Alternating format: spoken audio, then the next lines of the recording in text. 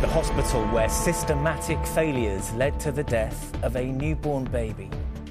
Nottingham University Hospital's NHS Trust has been given a record fine after admitting that it didn't care properly for Winter Andrews, who died in her mother's arms. Sadly, we are not the only family harmed by the Trust's failings. We feel that this sentence isn't just for Winter, but it's for all the other babies that have gone before and after her. Also this lunchtime, will HS2 ever reach central London? Fresh doubts are cast as the costs spiral. Could our shopping history contain warning signs of a cancer diagnosis? And the curious bear in Colorado who can't stop posing for selfies.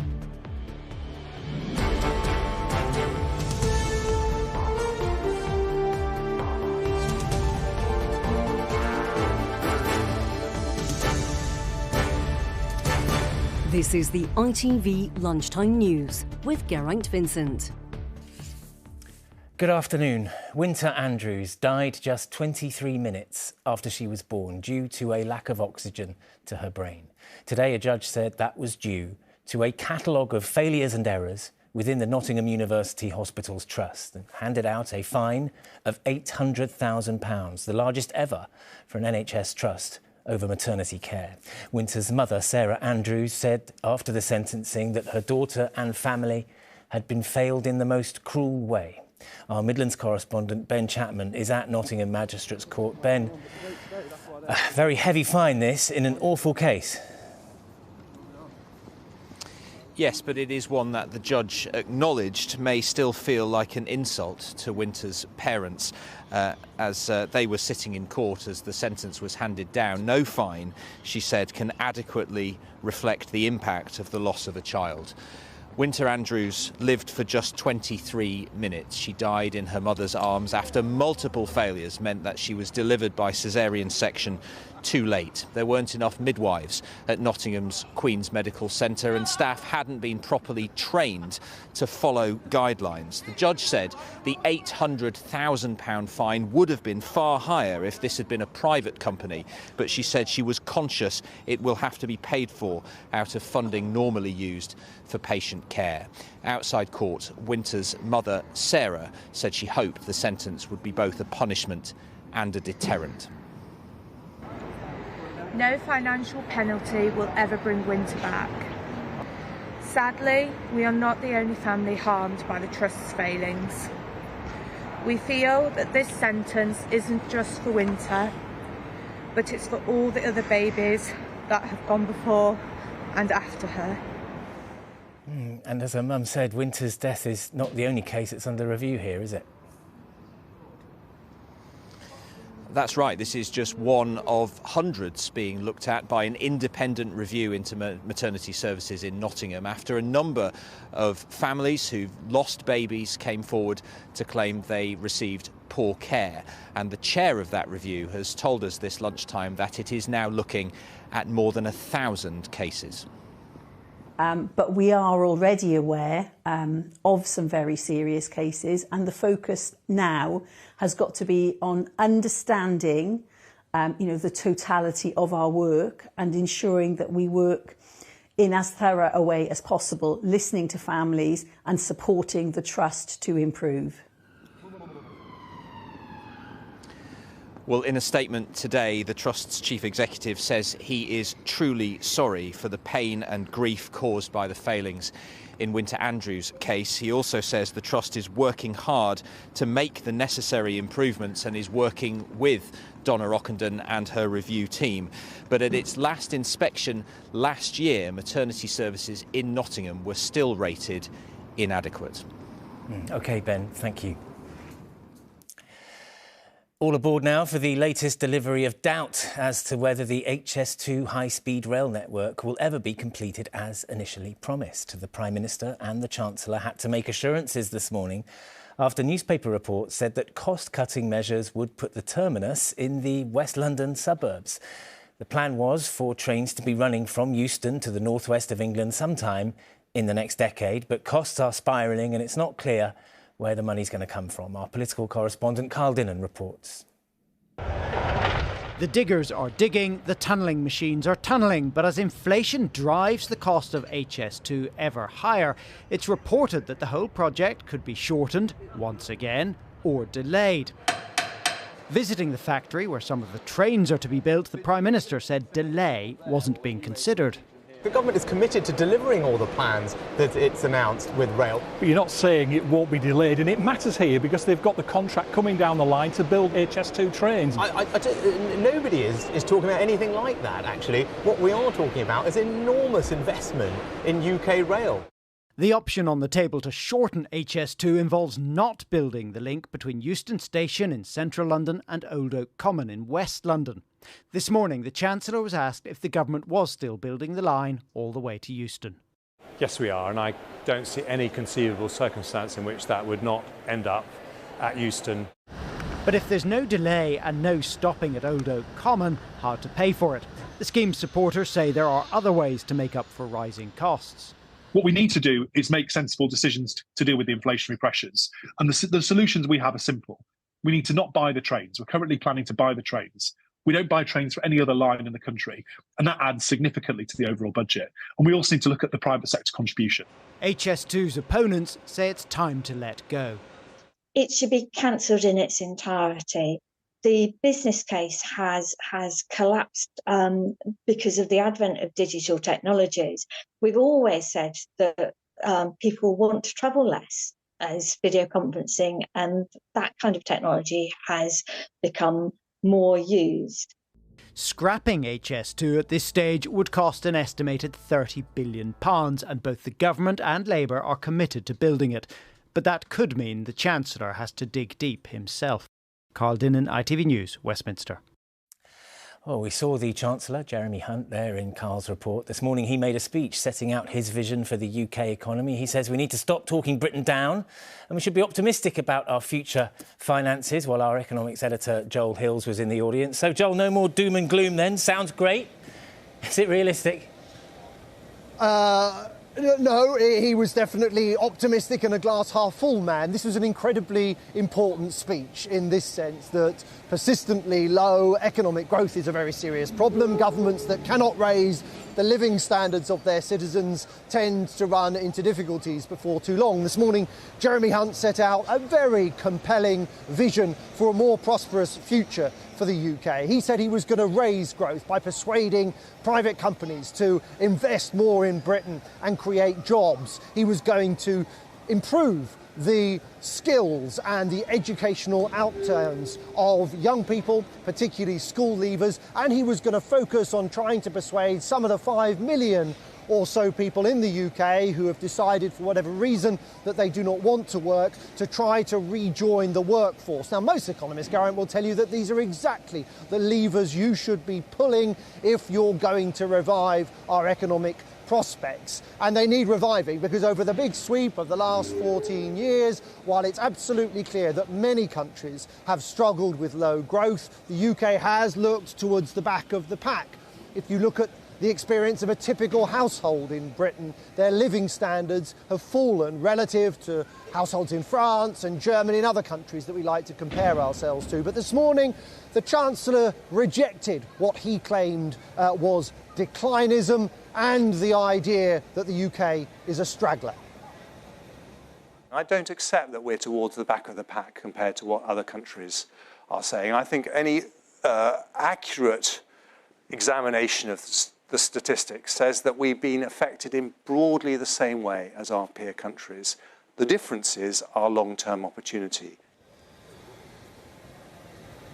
So, Jeremy Hunt's speech was delivered to an audience of executives and economists. Those I spoke to afterwards felt that the ambition in the speech was extremely strong, but there were really things missing in terms of detail. It's a very good idea to invest in the educational outcomes for young people, but it's the current situation is that teachers are planning on going on strike and schools are struggling to attract and retain staff. Business investment is another very good, vital component of growth, but of course it's flatlined ever since the EU referendum. OK, Joel Hills, thank you very much. Still to come this lunchtime, how your shopping habits could be the key to spotting the early signs of cancer. And adventurer and chief scout Bear Grylls tells us about his plans for the King's coronation.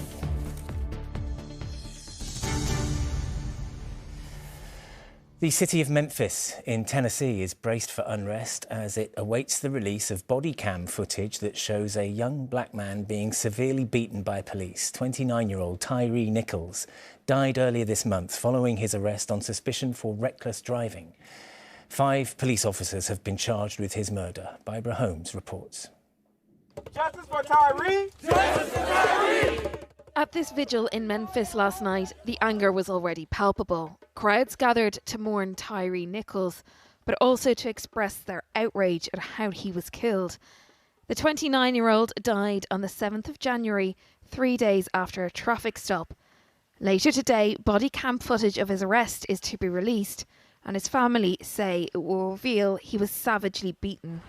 When that tape comes out tomorrow, it's going to be horrific. My Lord, my Lord. 5 police officers were fired after his death, and yesterday they were charged with his murder and a range of other offences. Their police chief has already condemned what happened. This is not just a professional failing. This is a failing of basic humanity toward another individual. This incident was heinous, reckless, and inhumane. Today, the city of Memphis is preparing for the almost inevitable aftershocks of the footage's release. The president has issued a statement calling for peaceful protests, saying, "Outrage is understandable, but violence is never acceptable. Violence is destructive and against the law. It has no place in peaceful protests seeking justice." A plea reiterated by Tyree's mother last night.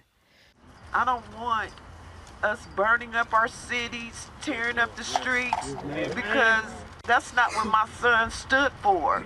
And if you guys are here for me and Tyree, then you will protest peacefully. The practiced and now predictable reaction to police brutality playing out today in Tennessee. Barbara Holmes, ITV News. Torrential rain and flooding is causing widespread disruption in New Zealand's largest city, Auckland. The authorities there have declared a state of emergency, closing many roads and cancelling flights. Footage shows people trapped in waist-deep floodwater and rescuers carrying out evacuations on kayaks. It's been revealed that Matt Hancock was paid £320,000 for his time on I'm a Celebrity, Get Me Out of Here, and he's donated 3% of the fee to charity. The former Health Secretary was a contestant for 30 days and lost the Tory party whip for appearing on the show. And the architectural and historical treasure that was St Mark's Church has been destroyed in a fire in London. 80 firefighters battled the flames overnight at the listed Victorian church in St John's Wood. Authorities are now investigating what caused the fire. Now, we're all used to using store loyalty cards to save money. New research from the charity Cancer Research suggests that they might help to save lives. The study used loyalty card data to look at the purchase history of 283 women, more than half of whom had already been diagnosed with ovarian cancer. And they noticed those women were buying more painkillers and medication for indigestion, a pattern that was clear up to 8 months before diagnosis. Well, I'm joined now by Dr. Hannah Brewer from the Department of Surgery and Cancer at Imperial College London, who ran the project. Fascinating stories. How did you get hold of the data, first of all? So we recruited women around the UK, women who had ovarian cancer from 12 NHS clinics around England, Scotland and Wales, and then women through various online recruitment strategies who didn't have ovarian cancer. Yeah. And they provided explicit consent and informed consent for us to request their purchase history data for them. And then we requested those through encrypted data transfers from the retailers to analyze their data. And one of the problems your researchers highlighted is that the symptoms that the women were having are so often confused with other relatively harmless conditions, aren't they? Absolutely, yeah. So the symptoms of ovarian cancer are things like tummy, pelvic pain, indigestion, sort of change in appetite, these sorts of things that can be treated or managed with over-the-counter medications. And particularly useful, your research, or could be, has the potential to be, because there is at the moment no reliable screening test for ovarian cancer, right? Right. Currently, there's no screening program for ovarian cancer that's recommended in the UK. And tell me something about the wider potential of using data like this. I'm thinking, for example, of cancer in men who are notoriously bad at acting when they have symptoms, when they notice something wrong. Yeah, so I mean, that's kind of the next steps with the study. So we've received funding from Cancer Research UK to conduct at Imperial College London to expand this research into other cancer types to understand if this type of effect can be seen for pancreatic cancer and gastric cancer, stomach cancers, that sort of thing, that have other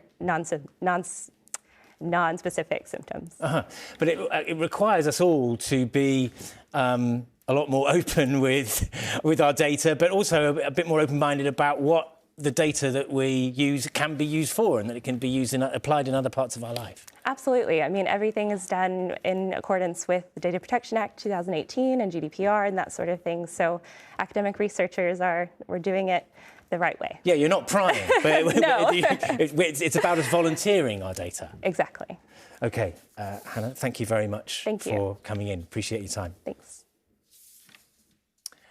And we've got more on that story online, including a list of symptoms to be aware of. Take a look at itv.com/news.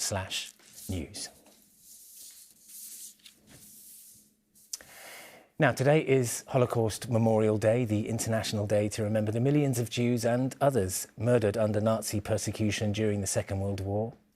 King Charles and Queen Camilla marked the occasion this morning with the lighting of a candle at Buckingham Palace, where they met two genocide survivors, Dr. Martin Stern, who lived through the Holocaust, and Amuna Adam, who survived a more recent genocide in Darfur. Well, now there are 100 days until the King's coronation weekend in May, and today one of the key parts of the celebrations was launched. It's called the Big Help Out. It's designed to encourage us all to volunteer in our local communities, and the adventurer, broadcaster and chief scout Bear Grylls is leading the call. I spoke to him earlier and he told us how it was going to work. Well, as you know, we've got the coronation early May. The coronation is going to be on the Saturday, on the 6th. You've got the big lunch and the concert on the Sunday. But on the Monday, the King wanted to have what's called the Big Help Out, which is all about inspiring community volunteering and making volunteering accessible and easier for people. So we've got charities from all across the country now signing up for the Big Help Out, encouraging people to get involved. And as the Queen Consort said, volunteering is the backbone of Britain. It's something we do amazingly well. I mean, I think to the Scouts, there are 140,000 Scout volunteers helping out kids in their community every week. And I think it's something as a nation we do well, and the Big Help Out, to see that volunteering is going to be at the heart of the King's new reign is really inspiring. And it's taking place at a time when there are many more people in need of real help. And I'm talking about families who are wondering how they're going to feed their children next week. I think the nation's never needed volunteers more, is the truth. And I think to be able to do it at a time of celebration, like at the coronation, and to remind us all that we're one nation, that we need each other, that when we volunteer, it makes us more connected, it makes us proven to make us happier. And it's a way you strengthen and you build communities. I see it in the Scouts every day.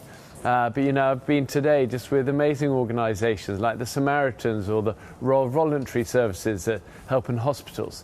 And the Big Help Out is about bringing all of these organisations together, helping people who might not normally volunteer, helping to make it accessible and easier for them to help their community. And it's a moment of profound change for the United Kingdom, of course, a coronation of a new monarch. But you'll be reflecting, I know, a little bit on the late Queen, somebody you met several times, and her extraordinary reign. Well, she was such a supporter always of the Scouts, and also such a supporter, I think, of volunteers across the country. I mean, you think every day she was with volunteers from different charities and organisations, and it's so important, I think, that for the coronation is looking forward and saying that volunteer is still important, maybe, as you say, more important than ever. And I think a lot of people want to help but don't always know how to help. So hopefully the Big Help Out will speak to that and make it accessible and fun for people. That's Bear Grylls talking to me a little earlier. Finally, from one bear to another, in Boulder, Colorado, a motion-detecting camera set up by wildlife rangers to capture snapshots of animals in their natural state has found an unlikely star. Of 580 pictures taken, 400 were of the same black bear. Sangeeta Kandola has been having a look. Introducing Kimberly Kardashian, dubbed that because of these. From a menacing but making it work straight down the lens to a profile shot and then something a bit cheeky. Out of 580 images captured on a motion wildlife camera in Colorado, 400 were selfies of just one black bear. 400 were bear selfies, so obviously the bear was looking for, the right angle. The snaps were taken back in November before the bear went into hibernation. The cameras were supposed to monitor a wider range of wildlife and species in their natural environment to see how they live and use the landscape around them. But they barely got any airtime. Instead, what came back was bear selfies, though we have been given an insight into this one seemingly self-indulgent bear whose selfies have been less than perfect. Sangeeta Kandola, ITV News. A quick reminder of our main stories this lunchtime. Nottingham University Hospitals Trust has been fined £800,000 after admitting failures that led to the death of a newborn baby. And the Chancellor has insisted the HS2 rail line will go all the way to London Euston after newspaper reports said that cost-cutting measures would put the terminus in the suburbs of West London. That's it this lunchtime. The news where you are follows the national weather. Enjoy your afternoon. Bye-bye.